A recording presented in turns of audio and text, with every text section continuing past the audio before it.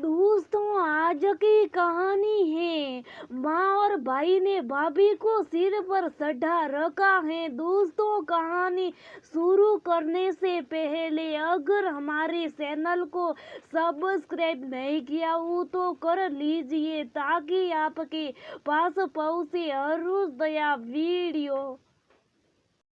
कैसा जमाना आ गया है। सास बेसारी काम कर रही और बहू आराम से बैठी बातें।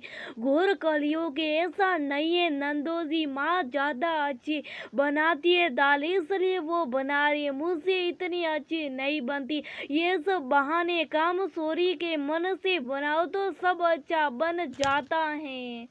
रेखा की नंदोई और ननद उसी शहर में रहती थी और प्राय वहां आ जाया करती थी। ननद नंदोई अक्सर ही उस पर तानाकसी करते नजर आते। सासू माँ भी जवाई के लिहाज से कुछ न करती, बस चुप साफ सुनती रहती। रेखा के पति इन सब बातों से अनजान थे। फिर उसी शाम को नंदोई जी बोल पड़े, अरे दिया, रेखा की ननद देखो, तुम्हारी भाभी तो कैसे स्टाइलिश सूट पहनती है। ससुराल में इतनी छोटी आस्तीन गला देखो, इतना बड़ा तुम तो कभी नहीं पहनोगी न ऐसा सूट ससुराल में। अरे भाई, ससुराल वालों की भी तो इज्जत होती है।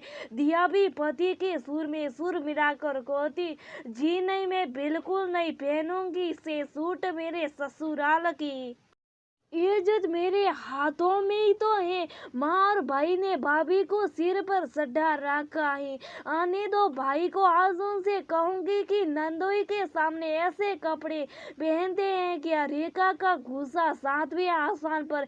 गुस्से में बोली, माँ अब कुछ बोलती क्यों नहीं। नंदोई जी को ननद अगर तानाकसी करे तो चलता है, लेकिन नंदोई जी हमेशा अपनी सीमा लागती। देखिए आज क्या बोल रहे। माँ चुप साफ सुनती रही और बोली, रेखा चुप हो जा, घर की जवाई का लिहाज करना पड़ता है, नहीं तो बेटी को दुख मिलता। माफ कीजिए माँ, आपकी बेटी के साथ उनके नंदोई ऐसा करती तो क्या तब भी आप ऐसा ही बोलती। दूसरे की बेटी का दुख और अपमान कैसे सहन कर सकती आप। भाभी ये क्या नाटक लगा रखा है। मेरे नंदोई क्यों बोलेंगे ऐसा। मैं घर के सारे काम करती हूँ और इसी कपड़े भी नहीं पहनती जैसे आप पहनती हो। इतनी छोटी कुर्ती पहन रखी है, कल आपने थोड़े तो शर्म क्या करो। भैया के साथ ही खाना खाती हूँ, एक थाल में सबके सामने हद करती हूँ। नंदोई भी बोल पड़ी, भाई फैशन है आजकल की लड़कियों की, कुछ तो बहुए वाली हरकत करो। तेरे भाई को पूरा काबू में कर रखा, आजकल की तो वो हमारे पास भी नहीं बैठा था। बस चुप कीजिए। अब माँ आप कुछ नहीं बोल रही, लेकिन अगर नंदोई जी इसी तरह बोलते रहेंगे तो मैं उनका मान सम्मान करना छोड़ दूंगी, अपने रिश्ते की मर्यादा तोड़ दूंगी। अच्छा ऐसा आने दे, आज भाई को मैं भी देखती हूँ किसकी बात पर भरोसा करता है मेरा भाई। जैसे रेखा का पति मनी ऑफिस से आया, ननद नंदोई ने सारी बात रोते हुए कह सुनाई। माँ तभी कुछ ना बोल पाई क्योंकि उन्हें अपनी बेटी का पियर न छूट जाए इस बात का डर था, लेकिन बहू का अपमान वो सहन करती रही। मनी सब सुनकर गुस्से में बोला, रेखा ये सब क्या है तुम्हें।